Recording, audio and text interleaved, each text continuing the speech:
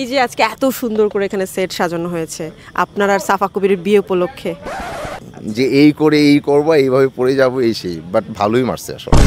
আমি এসে আপনাকে বলতেছিলাম যে আপনাকে অপূর্ব বহের মতো লাগতেছে দেখতে। যখন নেটওয়ার্কের বাইরে করলাম তখন বলতো যে লুচ্চা। আফরান নিশু ভাইয়ের সাথে কাজ মিস করেন? আমার কাছে মনে হয় যে এখনও আমি আমার বলার মতো গল্প পাই নাই, এরকমই বেশি ম্যাক্সিমাম টাইম মনে হয়। আচ্ছা, আপনি কি সাফা কবির আপুর বিয়ে খাওয়ার জন্য অপেক্ষা করছেন? না, আমি তো অবশ্যই আমি আমার কোর্সের বিয়ে খেতে চাইবো না। আমার সাফাকে বলি যে সাফা বিয়ে কবে বিয়ে কবে, মাঝে মাঝেই বলি, এবং সাফা তো উত্তর দেয় না, বলা যাবে না বলা যাবে না। এই যে আজকে এত সুন্দর করে এখানে সেট সাজানো হয়েছে আপনার আর সাফা কবিরের বিয়ে উপলক্ষে। আরে আমার না না, আমাদের বিয়ে না তো, কি কিছু তো একটা হচ্ছে।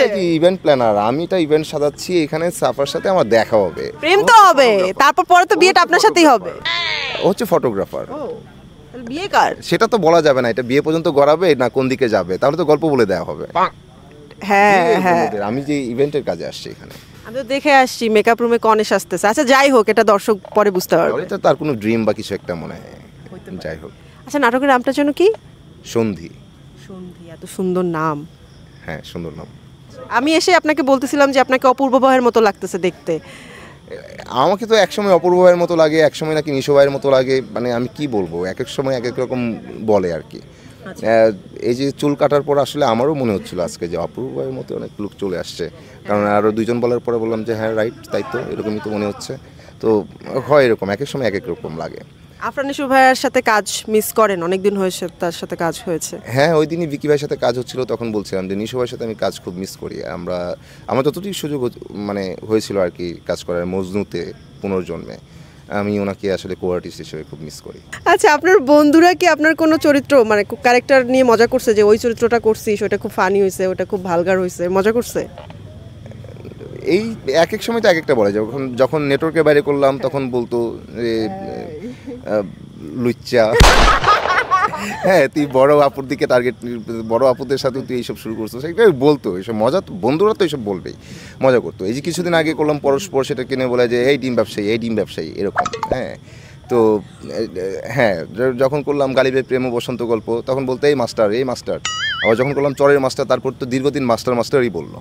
তো ওইসব নানা সময় নানা নামে আসি, তারা নানা নামে ডাকে। তাসনিয়া ফারিন আপনাকে যেই মাইটটা দিছিল আমার চোখের মধ্যে, কিন্তু শিখাই দিচ্ছি এভাবে মারার জন্য।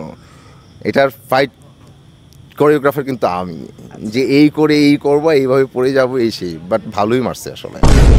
আপনার এমন কোনো চরিত্র বা এমন কোনো নাটক আছে যেটা আপনার খুবই পছন্দ হয়েছে, যে এরকম কাজ কম হয় বাট ওই কাজটা দর্শকের কাছে অতটা পৌঁছায়নি?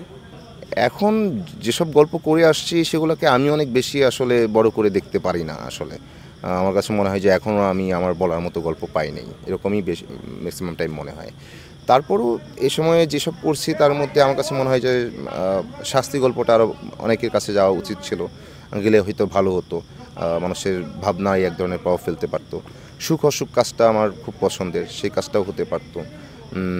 তারপর আমি প্রথম দিকে যে যদি বলি যে সুন্দর সিম্পল কাজ আর কি, ক্লোজ আপ কাছে আসার গল্প করি, তোমার পাশে হাঁটতে দিও, সেটাও আরও অনেক অনেক বড়োভাবেই বা বিশালভাবেই অডিয়েন্সের কাছে পৌঁছাইতে পারতো। সেগুলো প্রজেক্ট অনুযায়ী কমই পৌঁছাইছে আর কি।